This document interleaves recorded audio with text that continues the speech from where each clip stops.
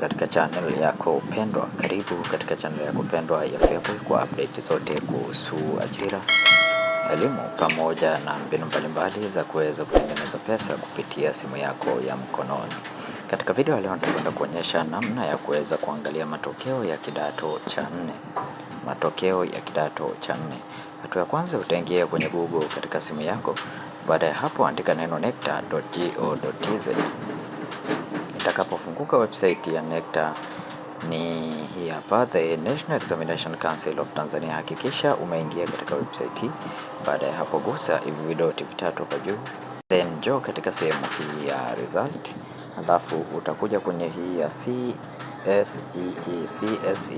utabonyeza katika sehemu hiyo. Haya ni matokeo ya mtihani wa taifa kidato cha 4. Kwa hiyo sehemu hii hapa utaweza kuona linki ya 2025. Utabonyeza katika sehemu hiyo au katika linki hiyo hapo, na baada ya hapo utaweza kuyapata matokeo yako namna hii. Utafungua shule ambayo unataka kuangalia matokeo yake. Utafungua jina la shule ambayo unataka kuangalia matokeo yake, na hizi zimepangwa kwa alphabet. Kwa hiyo utachagua alphabet yoyote ambayo shule yako ipo. Utachagua alphabet ambayo unataka kuangalia.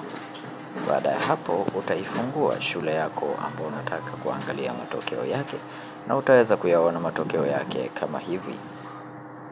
Na channel hii ni channel ya FEABOY ambayo inahusiana na update zote kuhusu ajira, elimu pamoja na mbinu mbalimbali za kuweza kutengeneza pesa kupitia simu yako ya mkononi. Sasa unachotakiwa kufanya ni kubonyeza neno subscribe, like na kushare video hii kwa wengine wengi zaidi, ili waweze kupata taarifa hizi pale matokeo haya yatakapokuwa yametoka. Asanteni na karibuni, lakini hakikisha unajiunga na grupu letu la WhatsApp. Link nimekuwekea katika description ya video hii.